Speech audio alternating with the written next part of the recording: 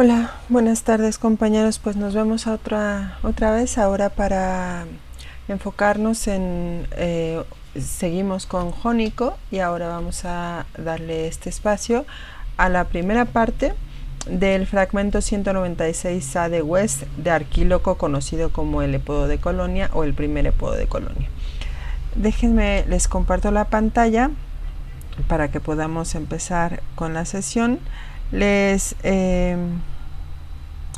aviso que esta sesión está dividida en dos partes. Hoy vamos, bueno, que más bien el texto de Arquíloco está dividido en dos partes, así es que hoy vamos a ver solo la primera parte.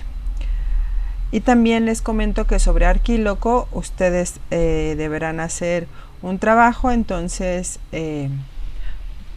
bueno, ya más adelante en la presentación les comento sobre el trabajo. Creo que ya todos estamos viendo la pantalla, así es que podemos comenzar. Bien, es la tercera videoclase, seguimos con dialecto jónico y les decía que está dedicada a Arquíloco, al fragmento 196A de West, y que esta sería la primera parte de lo que vamos a comentar sobre el fragmento.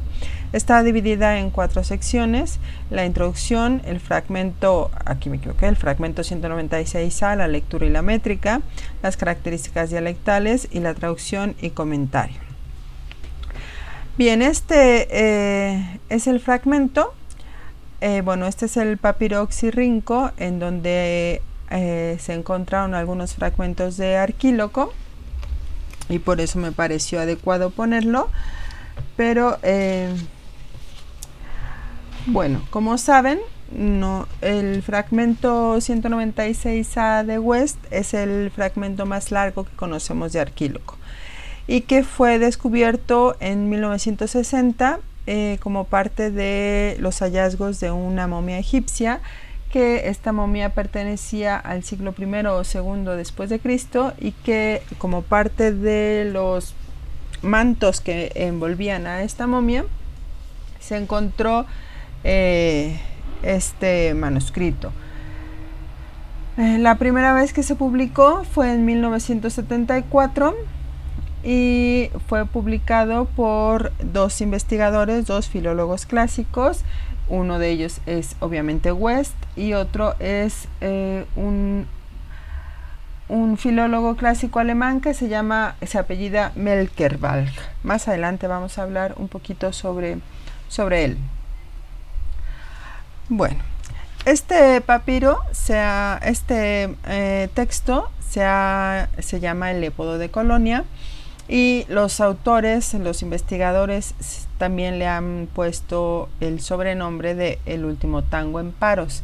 Este sobrenombre se debe a, bueno, en primer lugar, como habíamos visto en la clase sobre Arquíloco, a que la patria de nuestro autor es Paros, es la isla de Paros, y en segundo lugar se debe a, es un juego de palabras entre la patria de Arquíloco y esta película de Bertolucci que se llama El último tango en París. Me pareció interesante también incorporar esta película y de la cual vamos a comentar un poco más adelante, pero bueno, el juego de palabras se da también porque el tema de esta película se considera un tema altamente erótico, en el que Marlon Brando es el protagonista y conoce a una joven actriz que es interpretada por Maria Schneider, que también era una actriz en la vida real muy novata, y Marlon Brando se ha quedado recientemente viudo, bueno, su personaje se ha quedado recientemente viudo y está pues muy afectado emocionalmente por la muerte de su esposa. Conoce a esta mujer y empiezan a entablar una relación un tanto destructiva, una relación carnal en la que él va ejerciendo cada vez más violencia psicológica y sexual. Vamos a hablar más adelante de esto, pero bueno, por el juego de palabras entre El último tango en París y la patria de Arquíloco, es que el fragmento El Épodo de Colonia o el fragmento 196A de West también se conoce con este nombre del último tango en Paros. Bueno, vamos a hablar del esquema métrico. Decíamos que es el fragmento más largo que encontramos que conservamos de Arquíloco. Y es un esquema métrico también muy interesante. Se conoce como un épodo tristíquico o como un poema que es un ejemplo de épodo tristíquico, es decir, que tiene 3 esquemas métricos, y ahí lo podemos ver en lo que yo he puesto en la diapositiva. Y en este esquema tristíquico o en este épodo tristíquico, las líneas del metro yámbico alternan con las líneas que combinan un hemiepes dactílico con un trímetro yámbico. Ahorita les voy a presentar unas imágenes de cómo se ha puesto en la edición, en distintas ediciones, este texto. Pero bueno, el esquema métrico se suele notar así, con estas abreviaturas. El 3 es el número de metros, en este caso sería un trímetro, y la abreviatura IA es la abreviatura de Jambo. Entonces aquí tendríamos el primer esquema, un trímetro yámbico, que es el que tenemos aquí desarrollado. Aquí está el trímetro yámbico, yo aquí les he puesto los cortes usuales que se dan en el verso. Y después sigue un hemiepes que está abreviado o notado por una D mayúscula, que es lo que podemos ver aquí. Aquí me faltó una sílaba larga, debería ser larga, breve, breve, larga, breve, breve, larga. Lo corrijo antes de subirles la presentación. Y después acompañado este hemiepes por 2 jambos, por un dímetro yámbico, que lo tenemos aquí.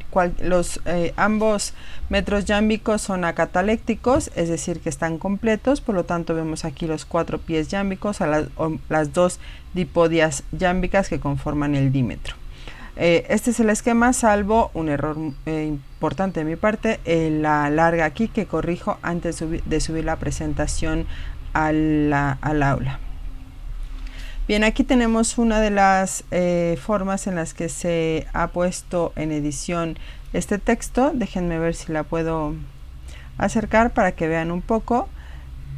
Aquí están numerados los versos y bueno, este sería el primer verso.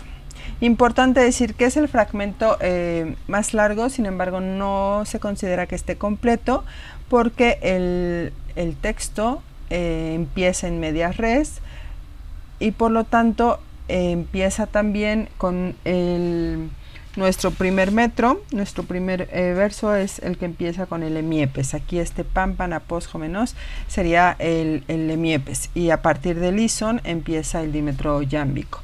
Por lo tanto tendríamos el trímetro yámbico en el verso 2. Bien, bueno, en cambio, bueno, el esquema es el trímetro yámbico como primer verso, y después el hemiepes con el dímetro yámbico. Pero como ya hemos visto, empieza en medias res, por lo tanto el verso que se ha numerado como verso 1 en realidad supone que no era el inicio de este texto. Y bueno, aquí hay otra edición. Vamos a hablar un poquito después sobre las variantes. Hay algunas variantes en las ediciones y hay unas lecturas mucho más fragmentadas que otras. Yo les he puesto, para efectos de la sesión y para efectos también del trabajo, una de las lecturas más completas, más completadas que tenemos de este texto. Bueno, y aquí les dejo ver un poco la notación métrica ya propiamente en el fragmento. Y les decía, en una de las ediciones más completas, porque como podemos ver aquí, este primer verso ison de tol termina aquí, entonces solamente dejan el espacio, pero aquí los editores ya al final les digo esta edición donde la pueden encontrar, pero aquí los editores ya nos permiten una lectura más completa con el completando los versos que están fragmentados. Hay otra lectura para este primer verso que también vamos a comentar un poco más adelante. Bueno, aquí el esquema métrico es muy estable, hay pocas sustituciones, las sustituciones que ya conocen, sobre todo la sustitución por espondeo para los jambos. Acuérdense que las sustituciones en jambos se dan sobre todo en sede impar, porque la sede par es la que marca el ritmo. El jambo es un verso, un pie ascendente, el énfasis se da en la larga de cada sede, por lo tanto la segunda larga, la larga de la segunda sede es la que marca el ritmo, ¿no? Casi siempre las sustituciones por eso las vamos a encontrar en las sedes impares, es decir, en los pies 1, 3, 5 si hablamos de un trímetro, y 1 y 3 si hablamos del dímetro. El MIEP es estable y de todas formas también podemos encontrar la sustitución por espondeo. Aquí en los primeros dos versos tenemos el esquema métrico. Acuérdense que empieza en medias res, en vez de empezar por el trímetro, aquí empezamos por el hemiepes más dímetro. Tenemos entonces el hemiepes en pan, panapos, jomenos, un hemiepes completo sin ninguna sustitución, totalmente puro, y después ison de tol metón tisoy, ahí el dímetro yámbico, y el dímetro yámbico podemos ver cómo ambas sedes impares permiten la sustitución por espondeo, y las sedes pares, que son las que marcan ritmo, están puras, mantienen el yambo. Ahora yo les he puesto el ictus, en el caso del dímetro y del trímetro yámbico, he puesto el ictus en cada larga, en cada posición larga, porque el yambo manifiesta el énfasis en esa posición. A veces se suele poner el énfasis solo en la segunda larga, es decir, en el caso del dímetro, el énfasis estaría solo en esta sílaba, en to y en soy. Pero bueno, lo más usual es poner el énfasis en todas las largas que corresponden al yambo. Es decir, si el yambo es breve larga, siempre que sea que toque larga, en ese lugar estaría el énfasis y por lo tanto estaría el ictus, y así también lo estamos leyendo. Pan, panapos, jomenos, el hemiepes, y luego el dímetro yámbico, y son de tol metón tisoy. Y luego el trímetro yámbico, eidon, epei, akai, sethim, mosici, ei. Con el trímetro, con las sustituciones en la sede 1, en el primer pie, en el tercer pie, ¿sí? Por lo tanto, otra vez tenemos en sedes impares 1 y 3, permiten la sustitución. Importante notar aquí, el primer jambo es la sustitución por espondeo, el segundo es jambo, el tercero es sustitución por espondeo con una sinícesis en epieigai, esta hace sinícesis, después tendríamos jambo, jambo y jambo, ya sin sustituciones. Y vamos a leer uno más para que conozcan el esquema métrico y la prosodia en la lectura, y después ya nos vamos propiamente al texto. El siguiente sería vamos en estin en gemeteru, y luego el dímetro genin y merei legeos, igual con una sinícesis aquí en legeos. Y luego el trímetro caletereina parcenos doqueo de min, igual sinícesis en este eo. Bien, en la primera, en el caso del hemiepes, estin de gemeteru, tenemos un hemiepes puro sin ninguna sustitución, y el dímetro yámbico, una sustitución en las sedes impares, en sede 1 y sede 3. Y las sedes pares 2 y 4 son jambos. Y el trímetro yámbico tenemos una sustitución en la sede 1, en calé, y luego tenemos jambo, jambo, jambo, jambo, jambo. Solamente hay sustitución en la primera sede. Voy a dejar aquí la anotación porque hablaríamos mucho sobre esto y me interesa pasar al texto y que solamente conozcan la notación métrica. Ustedes van a tener que hacer la notación métrica de algunos versos, pero como les dije es bastante estable, bastante estable. Bien, vamos a hablar un poco sobre la estructura del fragmento. En estas ediciones que yo les he puesto aquí, mantienen 35 versos. Al final les voy a enseñar otras ediciones donde parten más. Por ejemplo, el hemiepes lo dejan solo, el dímetro lo ponen abajo y el trímetro abajo. Entonces, en realidad sacan obtienen un verso más, por lo tanto nos dan más de 50 versos en algunas ediciones. Yo he tomado estas, que son las que mantienen los 35 versos, y sobre este formato de texto es que estamos haciendo la estructura del fragmento para hablar de ya propiamente el contenido del texto. Bueno, decíamos que la porción sobreviviente encontrada en esas envolturas de la momia egipcia comienza in media res y termina con la descripción del encuentro sexual. Algunos autores dicen del encuentro amoroso, y bueno, es un poco delicado hablar del encuentro amoroso por el contenido del texto, pero bueno, yo le dejé encuentro, vamos a llamarle, si quieren, encuentro sexual. De los versos 1 al 5, de los que se han numerado como versos 1 al 5, habla la jovencita. Aquí tenemos estos 5 versos. Ahorita hablamos de las características dialectales, ahorita solo para que conozcan esta parte. Aquí habla la jovencita, empieza en media res, pero empieza hablando la jovencita. Suponemos que antes había dicho otras cosas.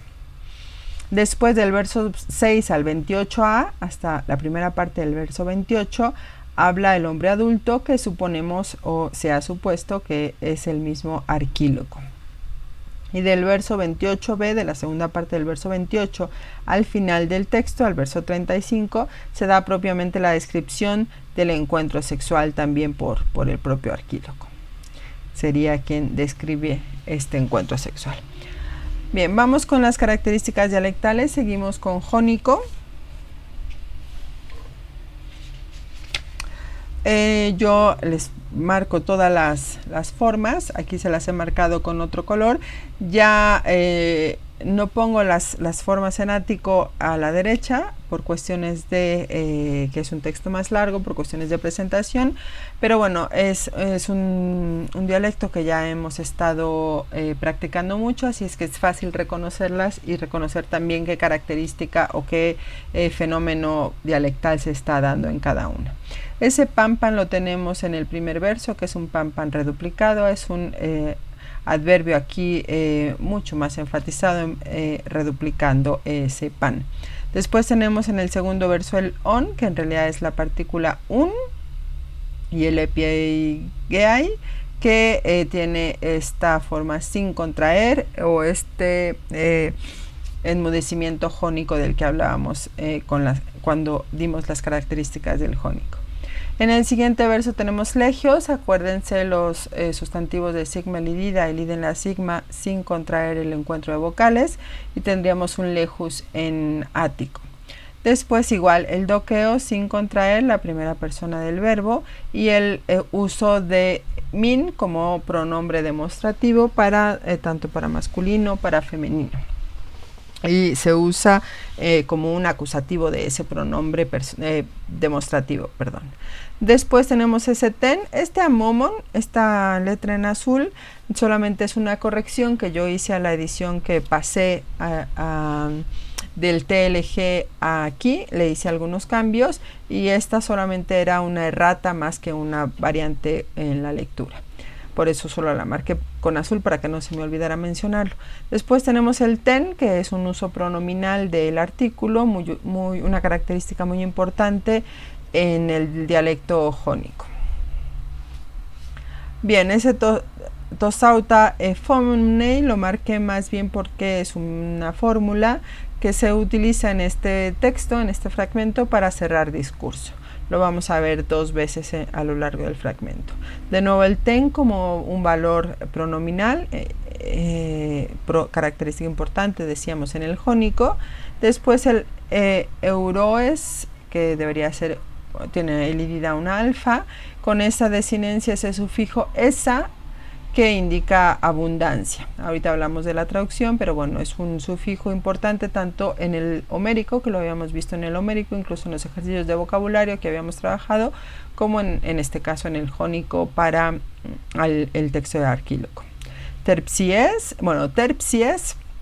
igual sin una declinación regular, sin la contracción, entonces tenemos un nominativo plural regular. El CES es ese vocalismo neta en vez de alfa pura.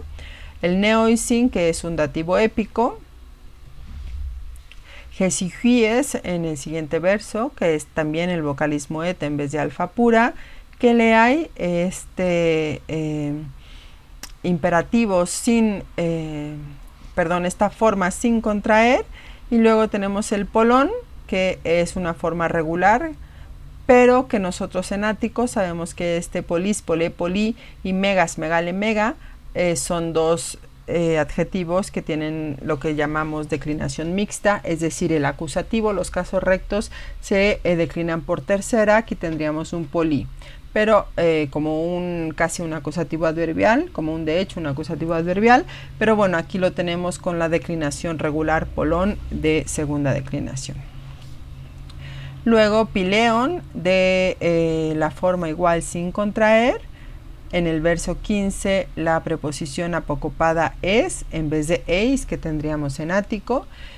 El adjetivo poeforus, un vocalismo, lo que debería verse únicamente es esta eta, que es un vocalismo eta en vez de alfa. Tendríamos poa en ático.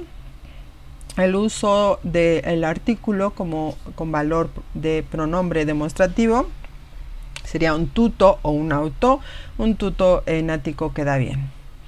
Y después el paraceneion, una palabra parceneion, una palabra poética, y bueno, este enmudecimiento jónico con la unión de tres vocales. Después, de nuevo, en el siguiente verso, la preposición apocopada es en vez de eis. El anax, que bueno, siempre lo marco porque es una palabra de origen micénico incluso. Después tenemos el polón, de nuevo la forma regular de la declinación, que en ático tendríamos un polí. El diploe, el vocalismo. El ge, el uso igual del artículo como pronombre. Oxitere, el vocalismo eta en vez de alfa larga. Después tenemos tos, que es una forma también alargada para un tus, me parece. Ahorita que veamos la traducción me recuerdo y lo vuelvo a mencionar. Déjenme ver, es el verso 27 para no...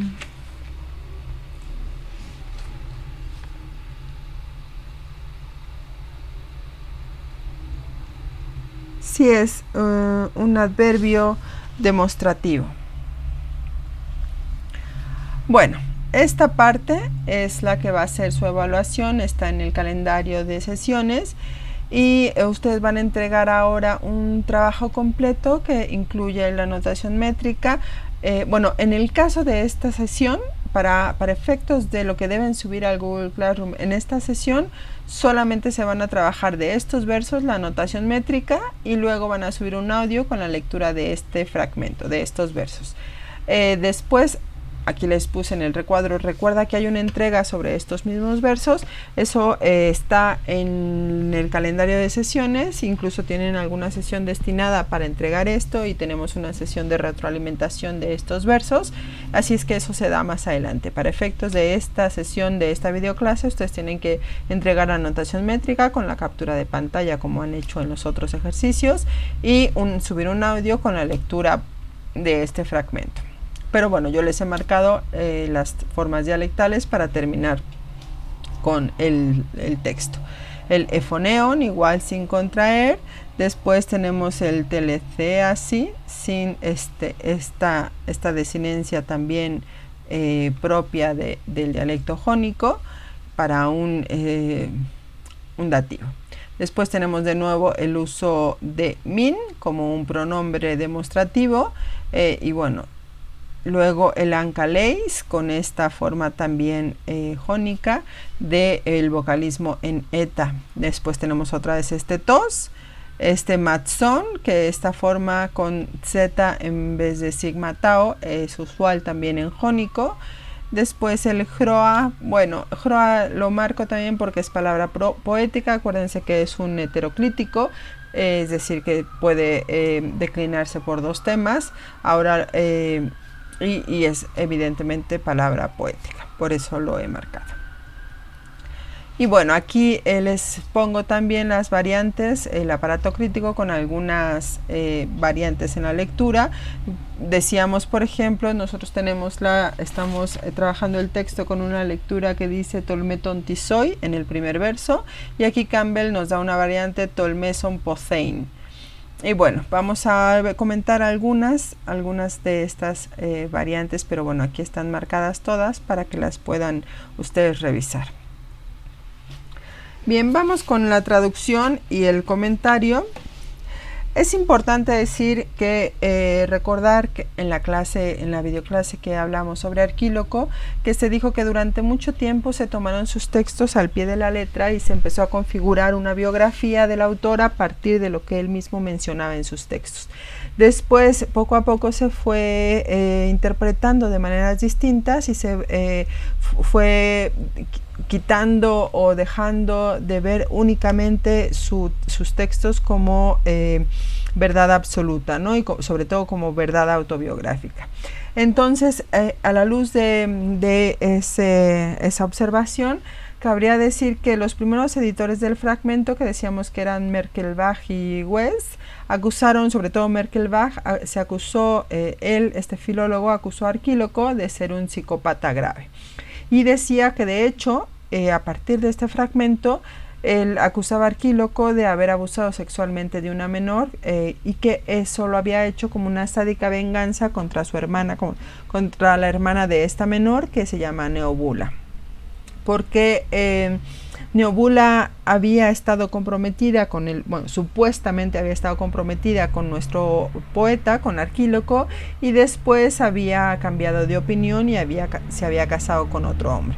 Arquíloco había quedado muy despechado y en venganza, en realidad lo que describe en este fragmento, lo que decíamos que hablan como un encuentro amoroso, como la descripción del encuentro amoroso, en realidad es la descripción de un estupro cometido contra una niña, contra su hermana menor. Y decía Merkelbach, que además era agravante haber cometido el estupro en un lugar consagrado, porque se mencionaba que probablemente por el texto se había cometido en el Témenos de Hera, y lo cual agravaba la situación de Arquíloco. Además de que la joven fue desvirgada en esa ocasión, y que esto sería una causa suficiente para un inmediato y justificado exilio de Arquíloco, que estaba afectado por trastornos sexuales. Ahora, decíamos que no hay que tomar al pie de la letra lo escrito por Arquíloco como biográfico. Bueno, después Bossi, uno de los más importantes especialistas de Arquíloco, menciona que es posible que todo sea un invento para desacreditar a su contrincante político Licambes. Pero incluso se llega más allá y se dice que todo en realidad es una sátira, y se establecen como argumentos sobre todo los nombres de los personajes que aparecen en las obras de Arquíloco. Uno de ellos pues es el Neobula, que su nombre significa la de nueva decisión, y se refiere evidentemente a que cambió de opinión, a que tomó una nueva decisión al contraer matrimonio con otra persona, ¿no? Puesto que estaba comprometida con Arquíloco y cambió de opinión. De allí su nombre. También importante el nombre de Licambes, que se le suele llamar como Señor Lobo. Y bueno, en este fragmento nos vamos a encontrar otro nombre, que es Anfimedo, que es el nombre de la madre de Neobula y por lo tanto la madre de la jovencita, y su nombre significa de doble intención, la que tiene dobles intenciones o doble intención, y es una burla. Se sugiere que es muy irónico el significado del nombre, y que en realidad es un insulto muy agudo para referirse a que Licambes fue un cornudo, ¿no?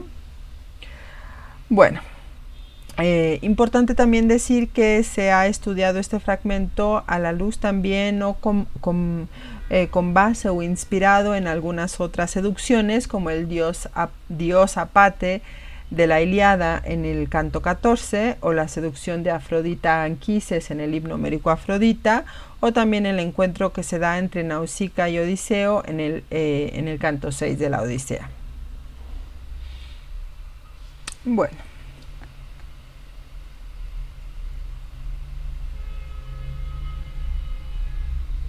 Vamos a empezar con la traducción. Ahora lo que he marcado es para hacer algunos comentarios retóricos o algún comentario específico sobre el fragmento. Pero bueno, vamos a empezar con nuestro primer verso. Decíamos que los primeros 5 versos, los que tenemos aquí, está hablando la jovencita y que empieza in medias res. El texto en general trata de que un supuesto arquíloco está haciendo proposiciones eróticas a una jovencita, una muy menor jovencita, y que la muchacha, la joven, está al principio rechazando toda pretensión de arquíloco.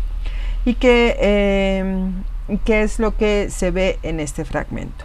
Empieza con un pampan aposjómenos, que se puede traducir con un absteniéndote, o completamente, con ese pampan enfatizado, ¿no? Reduplicado, absteniéndote del todo, absteniéndote completamente. Y después viene un isonde con un de adversativo. Y aquí con la lectura del tisoi vamos a hacerlo, ¿no? Y dice, pero ese de adversativo, igual atrevimiento hay para ti. Podemos sobreentender ese soy o tienes igual atrevimiento para una especie de dativo posesivo. Y vamos a nuestro siguiente verso.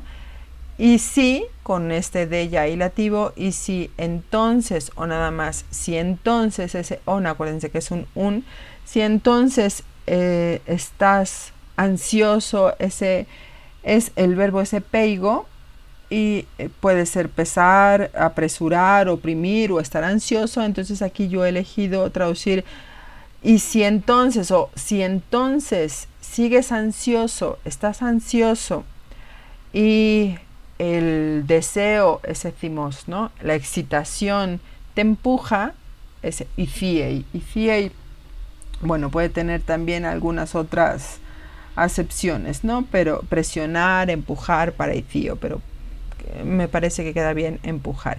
Y si la excitación, y si entonces estás ansioso y la excitación te empuja y el deseo te empuja, de nuevo ese thimos que lo habíamos visto ya en el fragmento de Arquíloco, en el cime, aquí lo tenemos con otra acepción propiamente, ¿no? Esa centro, ese núcleo de emociones ahora se concentra en la emoción sexual, en el deseo sexual, y por eso lo podemos traducir como deseo o excitación.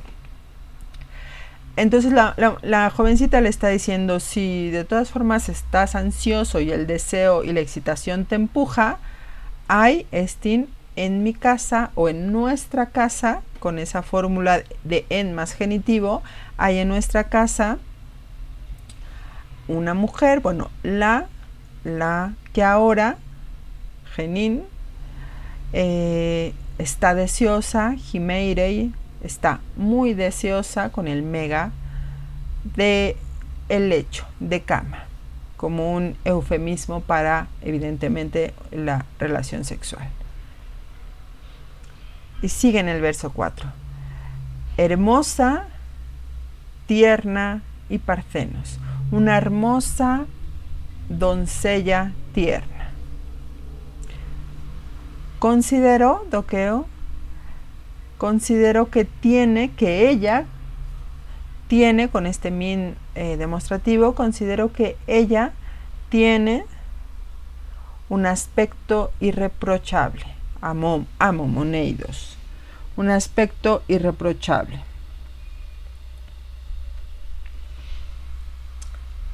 Y luego el poiesai imperativo. Tú, sí, hazla, ese ten que me faltó, creo, no me faltó en las características dialectales. Bueno, hazla, tu amante, tu amiga, tu amada. Tú hazla ya, tu amada, tu amante. Bueno, eso le dice la jovencita. Importante el eufemismo de legeos aquí en esta interpretación del verso 3. Y bueno, que esta joven, esta Calet Ereina Parthenos, nos daremos cuenta versos más adelante que evidentemente es Neobula, que está siendo descrita por su hermana menor, que es ya una cuestión un tanto digamos que podemos respaldar esta idea de que todo en realidad es un invento de Arquíloco y no una descripción de cosas que sucedieron en la vida real, porque aquí Arquíloco está poniendo en boca de de la hermana menor de Neobula una descripción de una Neobula deseosa, de una Neobula que tiene deseos sexuales y a la que la jovencita, su hermanita menor, está ofreciendo a cambio de que a ella que ella se salve de las proposiciones de Arquíloco. Bueno, voy a repetir toda la traducción. Abstente completamente, pero si igual atrevimiento hay para ti, si entonces estás ansioso y la excitación te empuja, hay en nuestra casa una mujer que está muy deseosa de cama, una hermosa doncella tierna. Considero que tiene un aspecto irreprochable. Hazla tu amante. Tú hazla tu amante. Y bueno, cierra con el formular. Tales cosas pronunció. Y después en el verso 6 empieza propiamente a hablar Arquíloco. Y dice, pero yo a ella le respondí, hija de Anfimedo.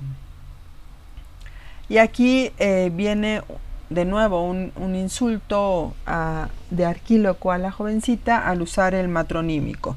No es tradición usar el metronímico en vez del patronímico. Y evidentemente este uso del matronímico debe tener algún sentido especial, quizá algún juego de palabras, y también la ironía del significado del nombre, que decíamos que es la de la de doble intención, y que se refiere a que Licambes, el esposo, había sido a él le había sido infiel Anfimedo. Bien, entonces el uso del matronímico importante y el uso también de la ironía al poner el significado del nombre de la que tiene dobles intenciones. Pero bueno, ella le dice, Arquíloco le dice, pero yo le respondí, hija de Anfimedo. Y luego la posición de Anfimedo, una gran y bendita mujer, la que ahora la tierra retiene, la tierra húmeda, ese euroesa, la tierra húmeda retiene. Bueno, euroesa puede ser mohoso, húmedo, sombrío, pero es el eufemismo también para decir que está muerta, que su madre está muerta, lo cual también es especial ese uso del metronímico. Bien, después Arquíloco le dice, hay, sí, muchos placeres polai terpsies de la diosa para los hombres jóvenes, para los varones jóvenes. Evidentemente la diosa es Afrodita, ¿no? Hay muchos placeres de la diosa para los varones jóvenes. En el verso 10, además, parex, del divino asunto, ton theion chrema. Alguno, tis, de estos bastará, será suficiente. Arquesei. Bien, evidentemente Totheion Grema es la relación sexual, es decir, la penetración o la relación sexual completa. Y aquí decíamos que en la estructura que nuestro autor está tratando de convencer a la jovencita de que se deje tocar. Y por lo tanto le dice que no va a ser una relación sexual completa, es decir, que no la va a penetrar, y le ofrece cualquier otra posibilidad de acercarse a ella. Y por eso se señala que hay muchos placeres de la diosa, que no solamente está la penetración y que cualquiera de ellos, ese tis, un indefinido, bastará. Voy a repetir la traducción de estos versos. Tales cosas pronunció, pero yo le respondí: hija de Anfimedo, mujer tanto buena como bendita, la que ahora la tierra húmeda retiene. Hay muchos placeres de la diosa para los varones jóvenes, además del divino asunto. Alguno de ellos bastará. Bien. Importante entonces el uso del metronímico como forma de ironía, como forma de burla, y el eufemismo Theion Grema para hablar de la penetración, y bueno, las proposiciones del tis ton arquesei. Y sigue con su seducción, con lo que se ha llamado la seducción de Arquíloco. Y le dice, sigue hablando Arquíloco, pero esto, con calma, con tranquilidad, epgesigies. Cuando eutan melancei, cuando moigenus, cuando mi barba, mis mejillas, perdón, moigenus, mi mejilla ennegrezca, se haga negra. Es decir, otro eufemismo o bueno, otra prosopografía para decir que ya ha llegado a cierta edad, ¿no? Y tanto tú como yo, con ayuda de la diosa, aquí está en un CEO, pero en masculino, pero bueno, del dios, o incluso podemos pensar en la diosa, lo decidiremos, Buleus Somen. Importante marcar la construcción Tekai para incluir a la jovencita, como si de verdad la jovencita tuviera voz en esa decisión, ¿no? Pero bueno, Arquíloco le dice que en su momento, tanto él como ella decidirán si quieren una relación sexual completa o no, con la ayuda de los dioses. Obedeceré, Peisomai, lo que me ordenes, o como me ordenes, más bien dicho, como me ordenes. Josme Keleai. Mucho ansío.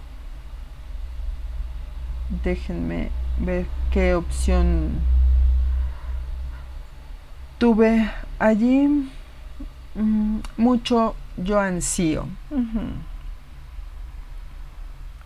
Bien, importante, bueno, la prosopografía de Melancei Moigenus, el uso del Tekai para incluir a la jovencita en la decisión, y bueno, las promesas de que ellos dos decidirán y de que él va a obedecer lo que ella ordene.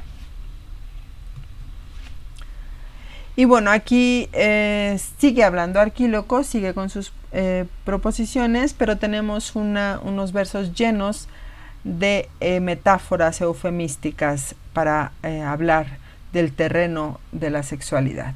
Tenemos un trincos que yo he marcado al inicio, que en realidad significa cornisa,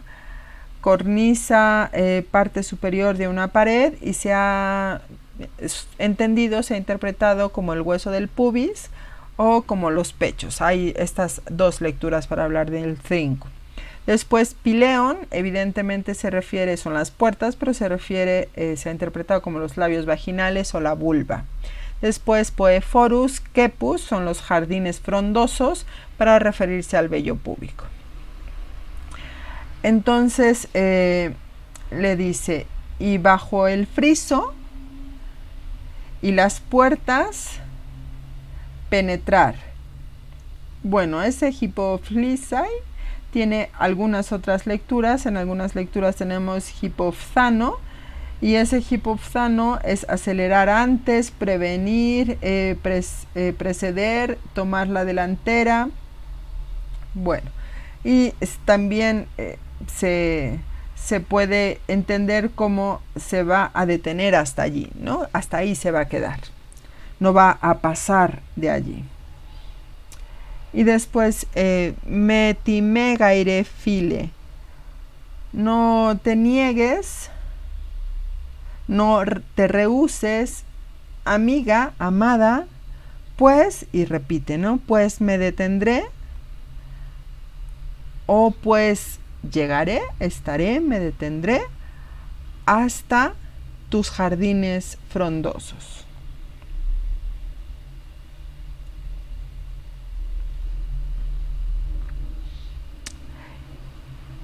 Todenin gnosi, y sabe bien, y sabe esto ahora,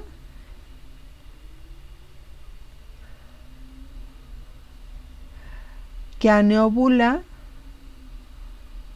cualquier otro hombre la tenga. Que a Neobula entonces algún otro hombre la tenga. Ayay, ayay es una, pues es una interjección, ¿no? Una exclamación de lamento. Ayay, pepeira, está madura. También un eufemismo, bueno, dentro del campo semántico de la naturaleza, ¿no? Para hablar de la edad de una mujer. Está madura, distose, 2 veces que tú, ¿no? 2 veces más que tú, o sea, tiene el doble de tu edad. Y la flor, otro eufemismo, y la flor virginal, y su flor virginal se ha escurrido, aperríeque.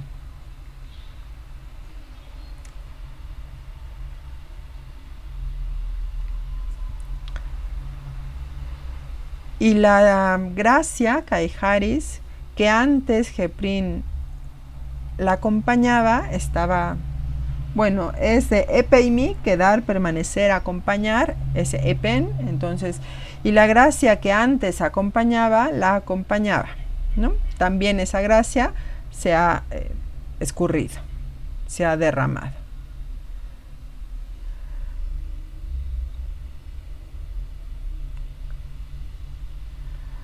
Pues no tiene saciedad, pues nunca, con el upo, pues nunca tuvo saciedad. Catesge es un auristo, ¿no? Pues nunca tuvo saciedad.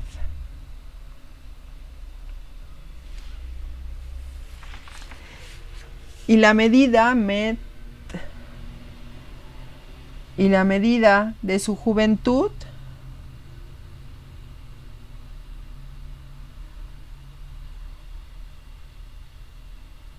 la ha mostrado como una mujer loca, con ese mainolis vine como un predicativo, como una mujer enloquecida.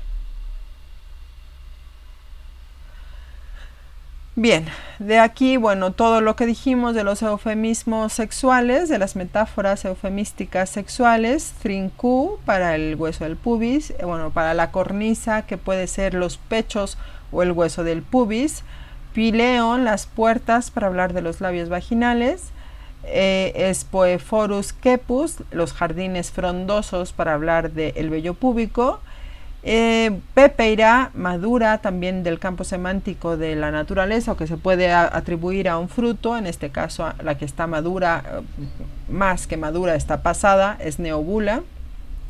Y luego el anthos aperríeque parceneion, también como un eufemismo, una metáfora eufemística para hablar de la virginidad, del himen, ¿no? Y esta idea de que se ha derramado, se ha escurrido, se ha diseminado, un poco también para hablar eufemísticamente de un insulto, o para decirle promiscua, con ese sentido de que se ha derramado. No solamente su belleza ya se ha caído, ¿no? No solamente quizá muestre algunas señales de envejecimiento en su rostro o de que ya ha pasado la flor de su edad en su rostro, sino también que esa flor virginal, ese Anthos parthenion, se ha escurrido, se ha derramado en varios lugares, ¿no? Entre varios hombres. Y bueno, el coron también, el upo coron, para decir que no tiene saciedad, ¿no? Entonces, aquí primero se suponía que la estaba rechazando porque ya estaba madura, porque ya estaba muy grande, porque era mayor, y después con el corongar ucates gepo nos damos cuenta que aquí hay una especie de, que él sigue, muestra una rabia, un enojo, porque dice que Neobula no tiene saciedad, puesto que ha elegido a otro hombre.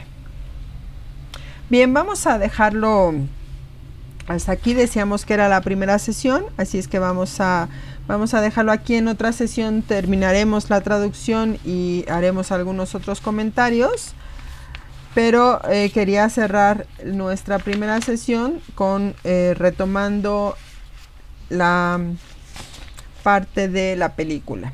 Aquí tenemos una escena de El último tango en París, y bueno, fue una película muy polémica, incluso se prohibió en muchos países, entre ellos España, Chile, bueno, se prohibió en varios países por el contenido que manejaba. Sin embargo, Bertolucci y Marlon Brando estuvieron nominados al Oscar como mejor actor y mejor director. Pero bueno, en 2013 Bertolucci fue homenajeado por una cinemateca francesa, y en ese momento Bertolucci declaró, bueno, voy a regresar un poco. La escena que vemos en la imagen es una escena en la que Maria Schneider, este personaje de una joven actriz, mantiene una relación anal con Marlon Brando, y en la película se muestra cómo usan mantequilla como lubricante para esa relación. Y entonces Bertolucci revela en ese momento, en el 2013, que esa idea de la mantequilla surgió entre él y Marlon Brando cuando estaban desayunando, el mismo día en el que se iba a grabar la escena, que se miraron uno al otro, y así nació esa famosa escena con la mantequilla. Y lo más grave es que Bertolucci señala: yo no quería que María fingiese la humillación, quería que la sintiera. Años después añadió: María sabía todo porque había leído el guión, lo único que no fue, lo único nuevo fue el uso de la mantequilla. El punto es que Maria Schneider quedó muy afectada. Después su vida se volvió pues un remolino de circunstancias desafortunadas, intentos de suicidio, abuso con las drogas, etcétera, y siempre mantuvo la acusación a que se sintió violada, a que si bien ella había leído el guión, digamos, esa parte no estaba escrita así. Pero bueno, a mí un poco con la acusación de Merkelbach a Arquíloco, esta acusación a partir de un texto, también tiene un poco coincidencia con toda la polémica que envolvió a Bertolucci a partir de esta película tan polémica. Bien, vamos a dejarlo allí. Esta sería la primera parte de la sesión. Ustedes, bueno, esto seguirá, pero lo vamos a trabajar más adelante. Aquí yo sí les puse la bibliografía y muchos links, sobre todo bibliografía que pueden encontrar relativamente fácil en línea, para que ustedes puedan irla consultando, tomando notas, etcétera, del fragmento que les tocará a ustedes proponer una traducción y hacer algunos comentarios al texto. Por lo tanto, allí les puse la bibliografía. En algunos, pues evidentemente solamente tienen que hacer clic en los links, en los vínculos, y los va a, bueno, ahora, y los llevará a las páginas correspondientes, ¿no? Pero bueno, ahora ya lo harán ustedes en su casa con calma.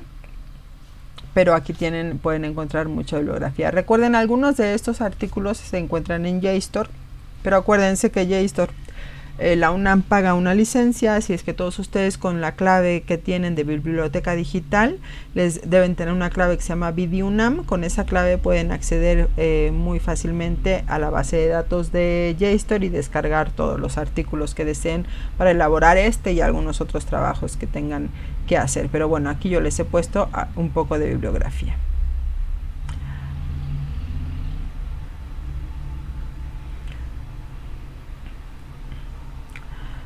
Bueno, con esto damos por terminada la primera parte de la sesión del fragmento 196A de West de Arquíloco, que se ha denominado el Épodo de Colonia, o en el juego de palabras de algunos investigadores, el último tango en Paros.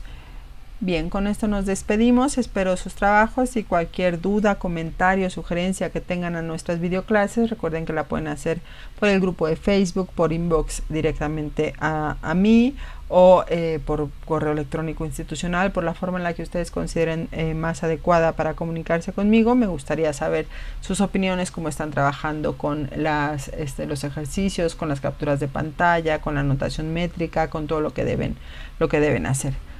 Bien, que estén muy bien, chicos. Nos vemos la siguiente sesión. Hasta luego.